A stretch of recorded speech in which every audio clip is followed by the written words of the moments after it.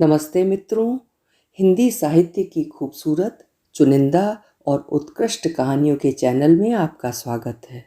आज सुनिए सुनीता जैन जी की लिखी हुई कहानी पालना। तो शुरू करें कहानी पालना। पंडित जी बार बार मंत्र पर मंत्र पढ़े जा रहे हैं और हवन कुंड से उठते धुएं से असुआई आंखों को बार बार अंगोछे से पोंछते। एक स्वप्न में जकड़ी मैं आहुति घृत डालती जा रही हूँ। कभी कभी मंत्रों से ध्यान उचट जाता है, सारे शरीर में विद्युत सी दौड़ने लगती है। नवरात्रों का समापन दिन आज है और आज ही सुबह मेरी गोद में मेरी सारी मन्नतों का प्रसाद साक्षात दुर्गा का आशीर्वाद पहुंचा है। कैसी होगी बच्ची, पूर्णाहुति देते सोच रही हूँ। आंसू जो आंखों से बह रहे हैं, नहीं जानती धुएं के ही कारण है क्या। प्रसाद लेकर और हवन भस्म का पवित्र टीका करवा सब आने वाले चले गए हैं। मैं रह गई हूँ और पंडित जी का परिवार। पंडित जी पास में बैठे हैं। कहती हूँ, आप भी कुछ लीजिए, अब व्रत खोलिए। वे कहते हैं, आपको दूर जाना है दीदी, पहले आप लीजिए। उनकी सुमुखी पत्नी खाना लेकर आ गई हैं। तब तक खीर, मालपुआ, पकौड़े, सब्जी। इतना क्यों करती हैं, कहती हूँ मैं। आज का भोजन तो यजमान का होता है, किंतु दीदी ये भी तो आपका ही है, कहते हैं पंडित जी। थाली पकड़ कर कहती हूँ, आज तो सुबह ही माँ ने प्रसाद दे दिया पंडित जी। अस्पताल से एजेंट ने फ़ोन किया है कि एक बच्ची उनके पास आ गई है हमारे लिए। देख आई क्या, पूछते हैं पंडित जी। कल सुबह जाऊंगी। गलियों में दाएं बाएं मुड़ती कार आखिर नर्सिंग होम के सामने खड़ी हो गई है। उतरने में डर सा लग रहा है। शिव कहता है, अम्मी उतरो ना, पीछे दूसरी कार खड़ी है। शिव एजेंट को खोजता है। वो बाहर ही खड़ी मिल गई। लंबी चौड़ी पंजाबी महिला, खी खी हंसती। लगा कि मेरी सांस की डोर इसके हाथ में है। आइए, वो कहती है। उसके पीछे पीछे चलते हैं मैं और शिव। एजेंट आया को कुछ कहती है। एक छोटे कमरे की बड़ी मेज पर आया साफ कपड़ा बिछाती है। एजेंट हमें कुछ कुछ बता रही है यहाँ की व्यवस्था के विषय में। सुन नहीं रही हूँ मैं, आंखें दरवाजे पर लगी हैं। एक के पीछे एक दो आया आती हैं। एक एक बच्चा दोनों के हाथों में है। कलेजा मुंह तक उछलता है। एक खूब गुट्ठल सांवली बच्ची मेरे सामने है। कसकर आंख बंद है बच्ची की।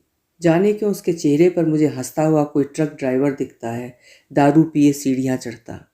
मैं बच्ची को प्रणाम करती हूँ। वो सोई है गहरी नींद में।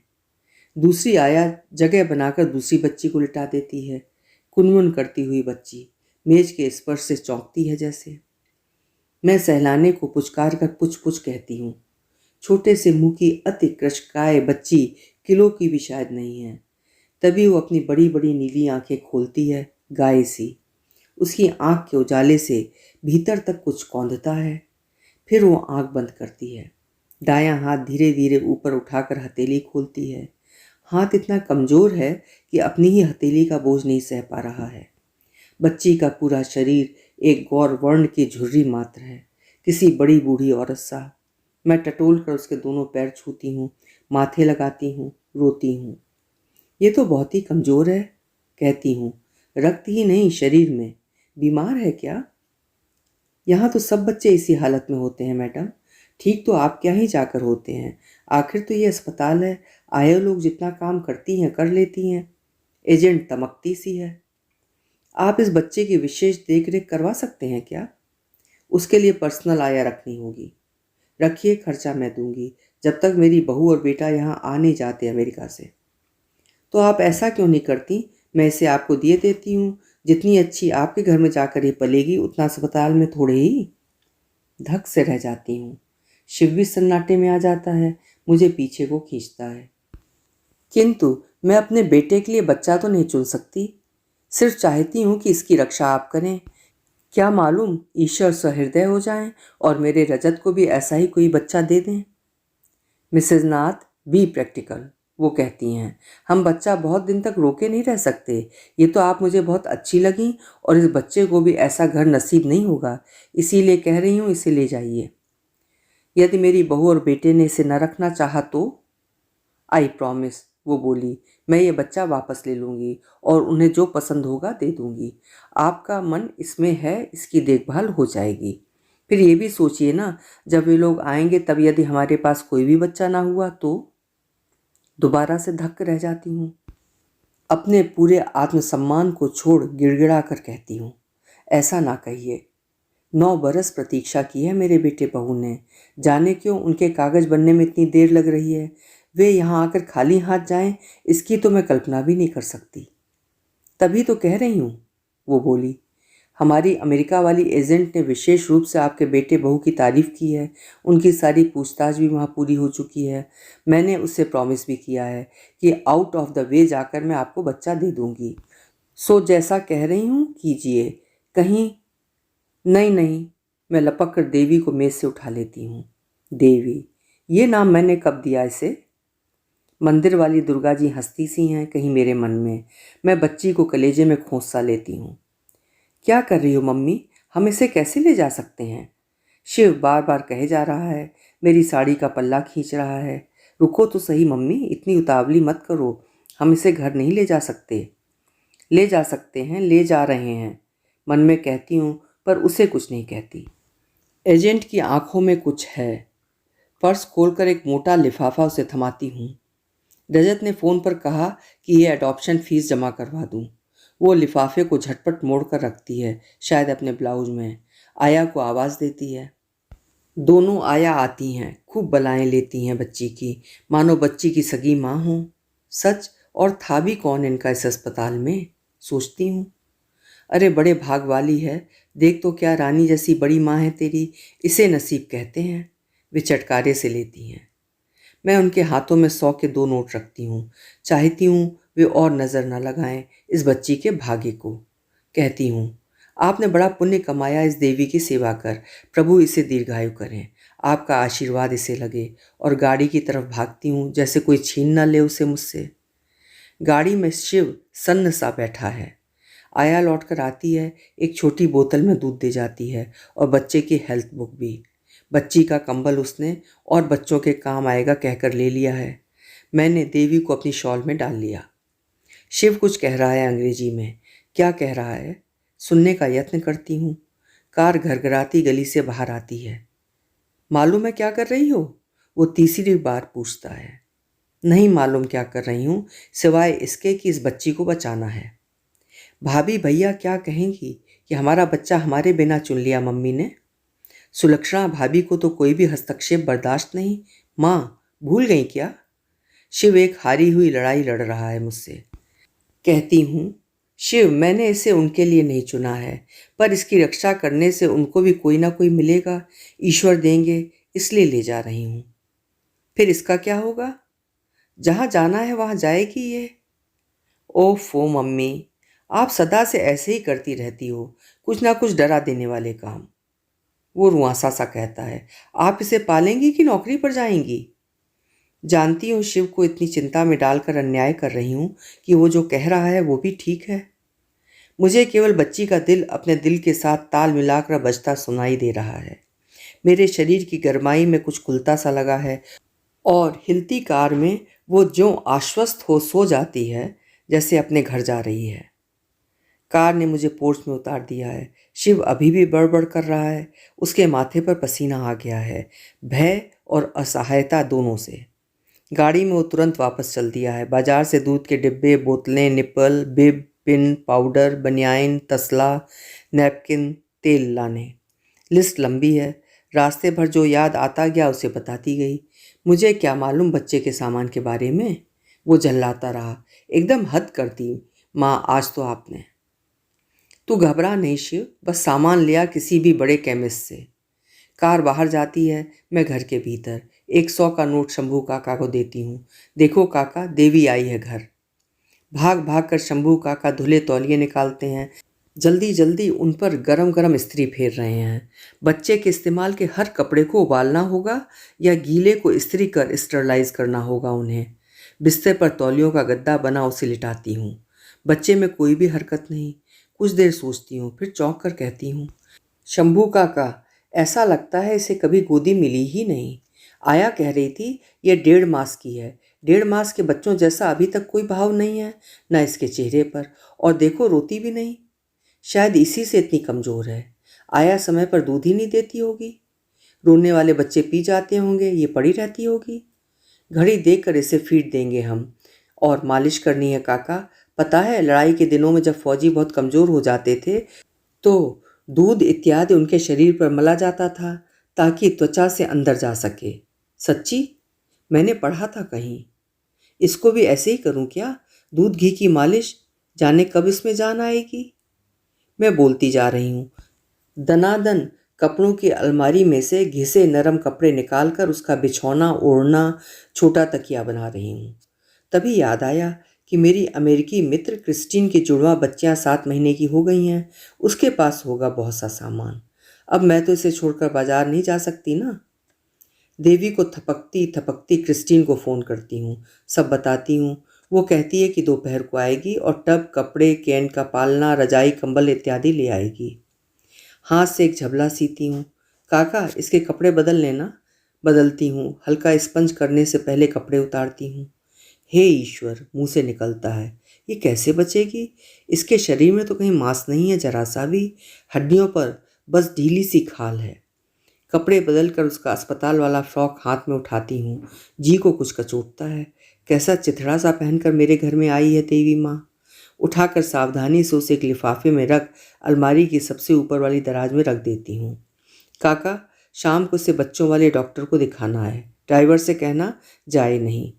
हैरान हूँ, एक बित्ते भर की छोकरी के इतने काम हैं कि इतनी व्यवस्था हो गई जीवन में इसके आने से। डॉक्टर वृंदा सेठी मशहूर डॉक्टर हैं। भाग्य से हमारी साथ वाली कॉलोनी में उसका घर है। पुरानी जान पहचान है। कहाँ से लिया इसे? वो पूछती हैं। रजत ने किसी एजेंसी का पता लिखा था, वहीं से। वो आ गया क्या? नहीं तो फिर? सब बताती हूँ उसको। बार बार एक ही बात, इसे बचाना है, तभी रजत को भी बच्चा मिलेगा। इसके विषय में कुछ तो खबर नहीं, कैसे रखोगी इसे मिसेज नाथ? वो कहती हैं, बच्चा बहुत देखभाल कर किसी की देखरेख में लेना चाहिए। जाने क्या बीमारी, क्या बवाल निकल आए। वो रजत कर लेगा जब आएगा।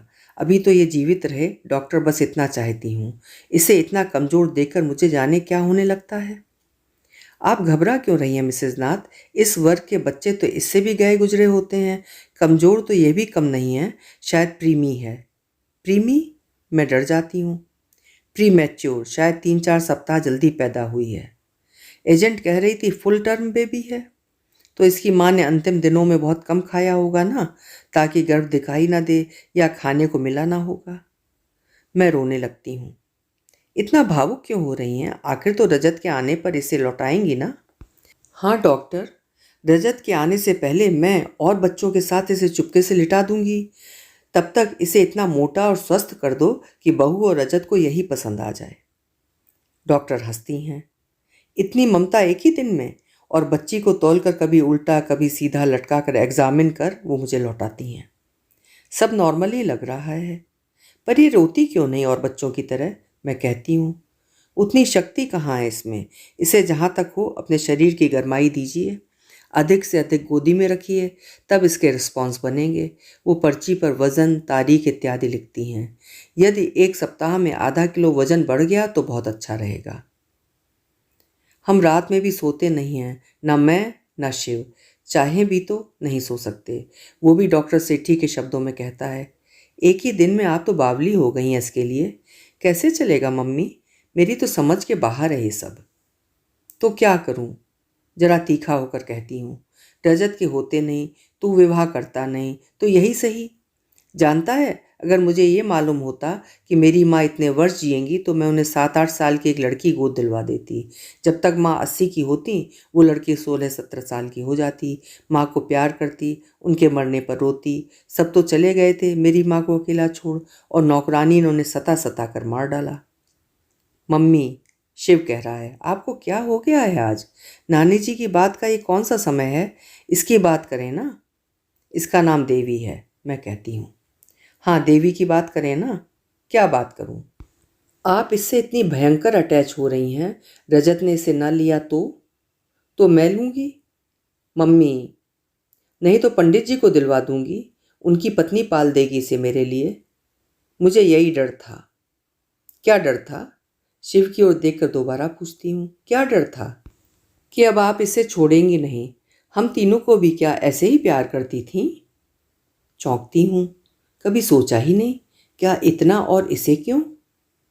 ठीक है, तू जल्दी से शादी कर और 2-3 बच्चे कर, मुझे दे, तब नहीं करूँगी इसे इतना प्यार। हर बात मेरी शादी पर ही आकर क्यों ख़त्म होती है? वो झींकता है। कई रातें बीत गई हैं। शिव का अपना उन्माद मुझसे कुछ कम नहीं। इसीलिए बार बार कहता है शिव, मुझे सुबोधता है, रोकता है। मैं भी इससे आप जितना ही जुड़ गया हूँ। पर इसका क्या होगा, और इसके बिना हमारा, यदि इसे लौटाना पड़ा? प्रश्न जटिल है, जवाब नहीं है मेरे पास। बिस्तर से उठाकर देवी को चूमती हूँ। स्पर्श से उसके शरीर में कुछ चेतता है। वो स्पर्श को पहचानने लगी है। पहले से ऊंचे स्वर में रोती है। मैं कहती हूँ, कुछ और ऊंचा देवी। भरे गले से निकाल आवाज बेटा। रो कुछ और ऊंचा, जैसे रोते हैं मोटे ताजे बच्चे। दोपहरी क्लास पढ़ाकर घर में प्रवेश करती हूँ। शंभू काका जिस लड़की को देवी की देखरेख के लिए ले आए थे, वो परेशान सी खड़ी है। बच्ची को कंधे से लगाए मेरी बाट देख रही है। आज 7 या 8 दिन हो गए हैं। देवी लगभग 2 महीने की हो जाएगी और एक आध दिन में वजन भी कुछ बढ़ा है। पर ये रो क्यों रही है? नहीं, खांस रही है। शुरू के 2 दिन तो कॉलेज से छुट्टी ले ली थी। जब से ये आया मिली, जैसे तैसे जल्दी लेक्चर देकर घर भाग आती हूँ। क्यों खांस रही है देवी? इसे बुखार लग रहा है मैडम, वो लड़की कहती है। दोपहर से रोए जा रही है, 2 उल्टी भी की है। झपट कर देवी को लेती हूँ। लड़की को जैसे घर से बाहर ही फेंक दूंगी। तूने ही ठंड लगाई है इसको, कहा नहीं था कि कमरे से बाहर मत ले जाना? शंभू काका, भगा दो इसे यहाँ से, मैं खुद देख रेख लूंगी देवी को। हाथ पैर सनसना रहे हैं मेरे। देवी फिर दूध उलटकर एकदम निढाल हो गई है। छाती पर हल्का सा विक्स लगाती हूँ। बुखार से तप रहा है बदन। घंटा और निकल जाता है, खांसी बढ़ रही है। काका, इसे कुछ हो गया तो मुझे तो पुलिस ही पकड़ लेगी। क्या बताऊंगी ये कौन है, कहाँ से आई है? एजेंसी वाले तो एकदम मना कर देंगे। एजेंट कह भी रही थी कि बिना कागजी कार्रवाई पूरे किए ऐसे बच्चा दे देना गैर कानूनी है। शिव ने तो मुझे बहुत समझाया था। अब क्या करें? जरा डॉक्टर को फ़ोन करो, घर पर ही होगी, अभी देख लेगी। नहीं तो मैं इसको इसके अस्पताल ही छोड़ाऊँ, वहाँ तो डॉक्टर होते ही होंगे। मैं रोए जा रही हूँ। वृंदा सेठी बच्ची को देखती है, छाती ध्यान से सुनती है। इसे न्यूमोनिया हो गया है लगता है। खून टेस्ट करवाना होगा और एक्सरे खिंचवाना होगा। तब तक ये दवाई दीजिए। सर्दी लगा दी गई है क्या इसे? मुझे कॉलेज जाना जरूरी था, आया के भरोसे छोड़ गई थी। अब क्या करूं डॉक्टर, बताइए ना। वापस ले जाऊं वहीं जहां से लाई थी? मुझे नहीं लगता ये बचेगी। मैं मारे भय से फिर रोने लगती हूँ। मेरी हालत देखकर डॉक्टर पूछती है, मिसेज नाथ, आप इसे अपने घर लाई क्यों थी, याद है? तोते की तरह रटा रटाया जवाब देती हूँ, इसकी रक्षा करने को। और लौटाने से इसकी रक्षा हो जाएगी? यदि आप इसे नहीं बचा सकती तो क्या वे गंवार आया लोग बचा लेंगी? इस कमजोर हालत में अस्पताल जन्य कोई और इन्फेक्शन नहीं पकड़ लेगी ये बच्ची? किंतु ये मेरे घर पर मर गई तो मुझे हथकड़ी लग जाएगी डॉक्टर। मेरे हिस्टीरिया को देखकर डॉक्टर सेठी शांत आवाज में कहती हैं, मुझे एक मौका दीजिए इसे बचाने का, शेष ईश्वर पर छोड़ दीजिए। अपने में लौटती हूँ ईश्वर। अपनी कायरता से बाहर आती हूँ। हवन वाले दिन की दुर्गा माँ का रूप आंख में कौंधता है। मैं देवी को उठाकर धीरे से वक्ष से लगा लेती हूँ। डॉक्टर को फीस देती हूँ। दवाई का पर्चा उठाकर पर्स में रखती हूँ और एक स्वप्न में चलती हुई बाहर आ जाती हूँ। मैं और तू अलग नहीं होंगे। आती है तो आए पुलिस या कोई भी, पर सुन, मैं उसके कान के पास धीरे से कहती हूँ, तू भी तो मेरी सहायता कर देवी, अपनी सहायता कर। अपने जीने के लिए लड़ बेटा, लड़, और जी मेरे लिए, मेरे लिए। देवी लड़ रही है मृत्यु से मेरे लिए। नव वर्ष का पहला दिन है। रजत का फ़ोन है। उठाती हूँ। कैसी हो माँ, पूछता है। जरा रुको, उधर से टेलीफोन का रिसीवर किसी को देता है। आवाज़ आती है, हैप्पी न्यू ईयर दादी जी। अरे इतना बोलने लगी है तू? रजत हंसता है। बोलेगी नहीं, दूसरे किसी एक्सटेंशन से बहू कहती है। 2.5 साल की हो जाएगी कुछ दिन में। बच्ची मोर मोर कहकर फिर से टेलीफोन पर बात करना चाह रही है शायद। रजत और बहू उसे मना रहे हैं। अच्छा, लेकर बात अपनी दादी जी से। बच्ची का नाम अब देवी नहीं है, उसके माता पिता का चुना नाम है सलोना सा। मैं और शिव अब भी उसे देवी कहते हैं। शिव ने शादी नहीं की है। मुझे नहीं मालूम कि हम अब अकेले हैं या तब थे, जब वो नहीं आई थी हमारे जीवन में। उसके पालने वाले खाली कमरे में सिर्फ शंभू काका जाते हैं सफाई करने। अभी आप सुन रहे थे सुनीता जैन जी की लिखी हुई कहानी पालना। कहानी आपको कैसी लगी मुझे कमेंट बॉक्स में ज़रूर लिखिएगा। फिर मिलेंगे। आपका समय शुभ हो, मंगलमय हो।